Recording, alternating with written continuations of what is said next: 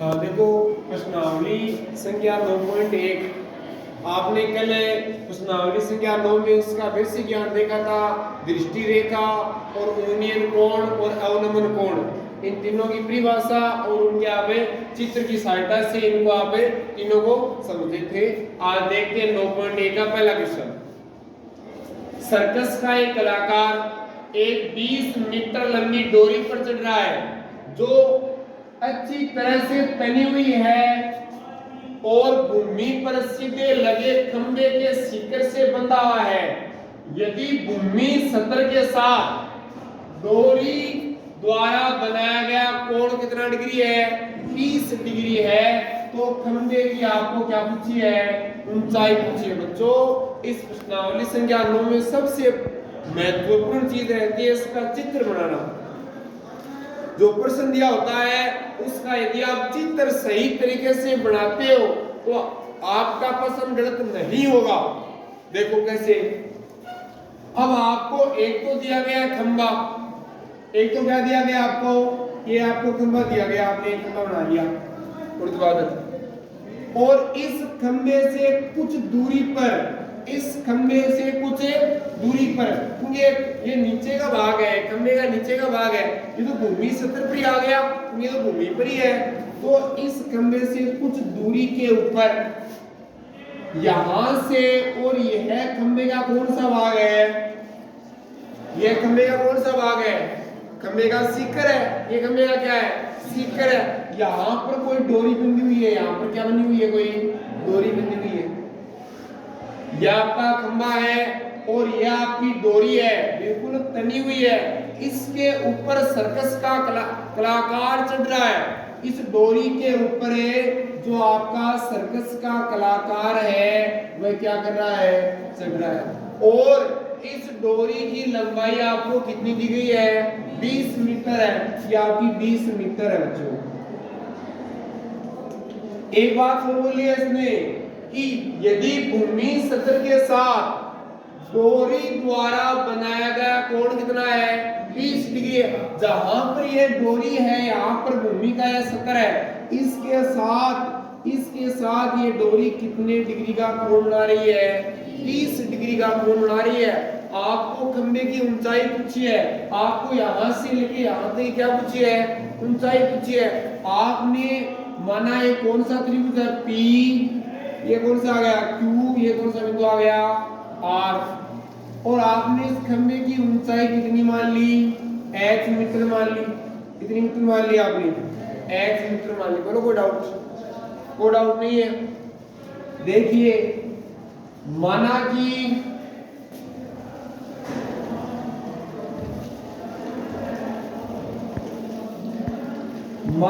खंभा की ऊंचाई कितनी है बच्चों? h मीटर है। कितनी मीटर है? h मीटर है। और अब यह 30 डिग्री का कोण है। ये कितने डिग्री का कोण है? 30 डिग्री का कोण है। तो आपको पता है न्यून कोण है। कौन सा कोण है? न्यून कोण है। और यह कौन सा कोण है? यह समकोण है। समकोण त्रिभुज के अंदर आप इस न्यून कोण के सामने वाली भुजा कौन सी होती है? लंब होती है। या आपकी लंब आ गई। और सबसे बड़ी भुजा ये क्या आपकी? कर्ण है। कौन सी है? कर्ण है। तो लंब और कर्ण के बीच में कौन सा संबंध होता है? लंब बटा कर्ण क्या होता है? साइन थीटा होता है। कौन सा होता है? Sine theta. हम लगाएंगे त्रिभुज PQR में साइन थीटा का सूत्र क्या होता है? लंब बटा क्या होता है? कर्ण होता है। लंब बटा कर्ण। थीटा का मान कितना? 30 डिग्री। याद आएगा साइन 30 डिग्री। और लंब का मान कितना है? h, या आपने ले लिया h।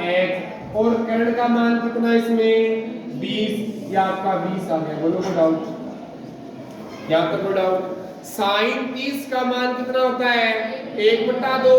और आपने यहाँ पर 1/2 लिखा, 1/2 और बराबर में आ गया h बटा कितना? 20 आ गया। h बटा 20। इन दोनों का वज्र गुणा करते हैं। कौन से गुणा करते हैं? वज्र गुणा करते हैं। तो आपके आ जाएंगे बच्चों, ये तो आ गए 2h और बराबर में कितने आ गए? 20 आ गए। और h का मान आ गया 20/2 बराबर कितना आ गया? 10 मीटर। कितना आ गया? 10 मीटर। तो h क्या है? h आपके खंभे की क्या है? ऊंचाई है। तब लिखेंगे अतः है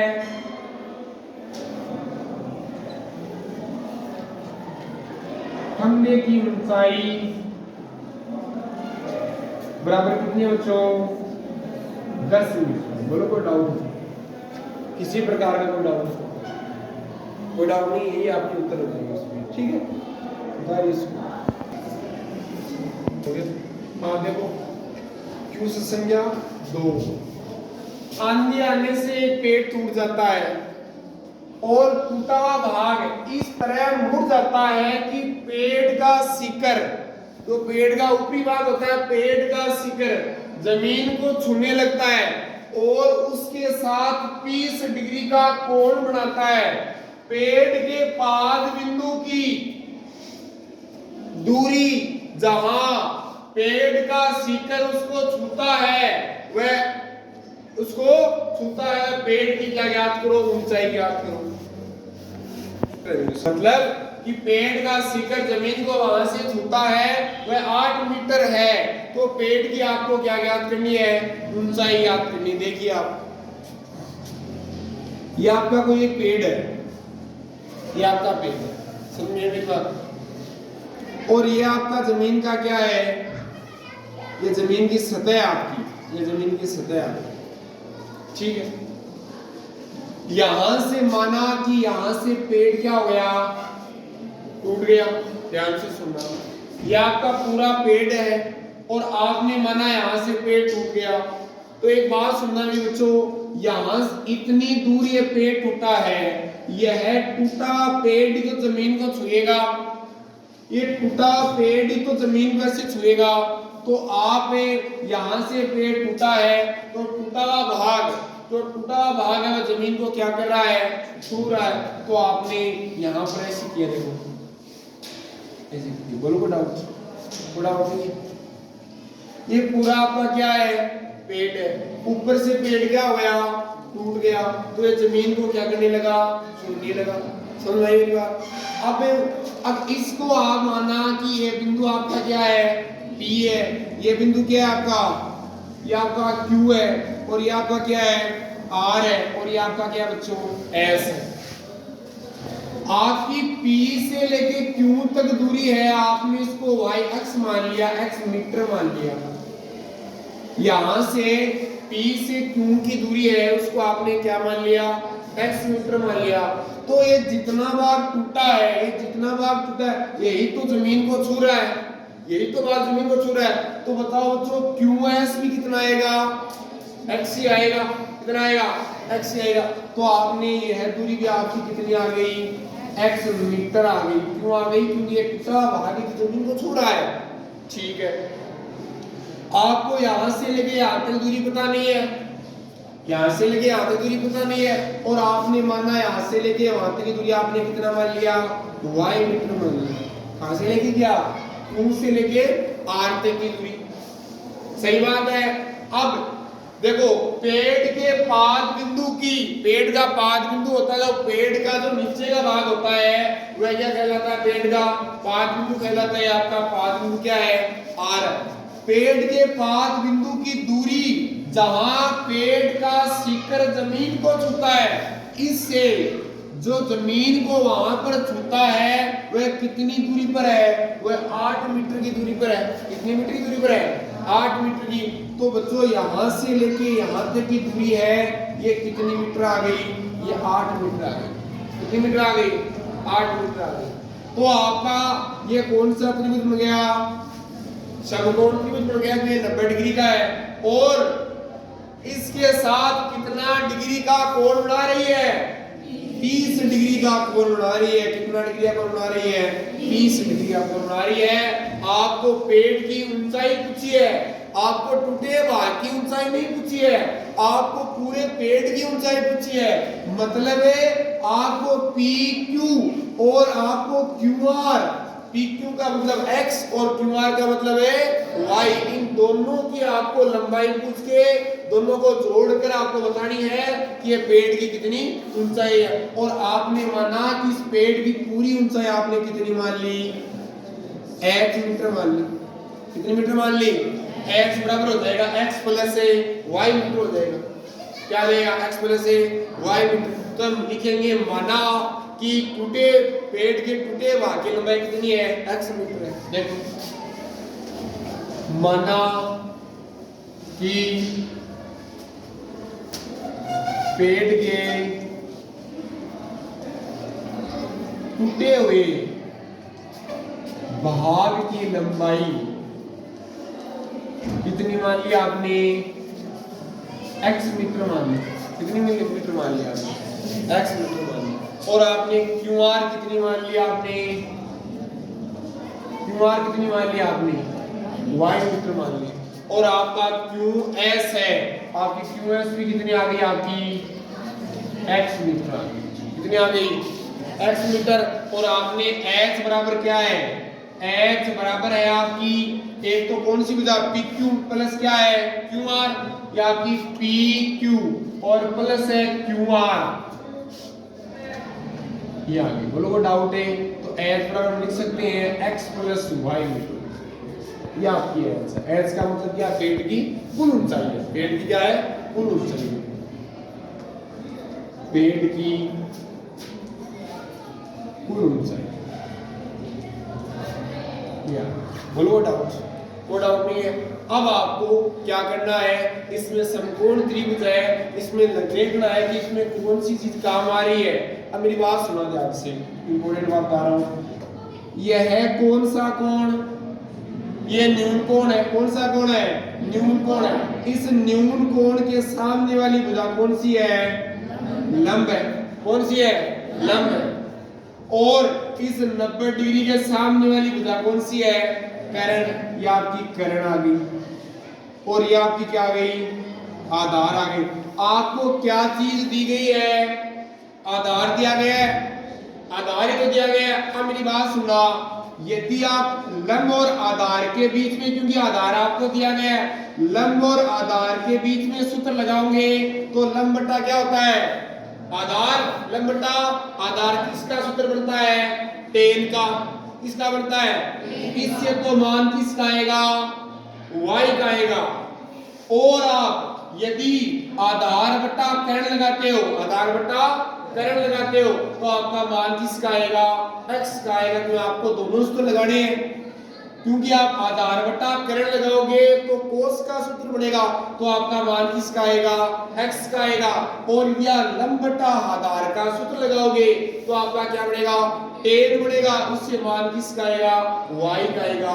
तो पहले देखिए आप आधार बटा क्या लगाते हैं, कर्ण लगाते हैं। देखिए समकोण त्रिभुज, समकोण त्रिभुज कौन सा आ गया, QRS। समकोण त्रिभुज QRS।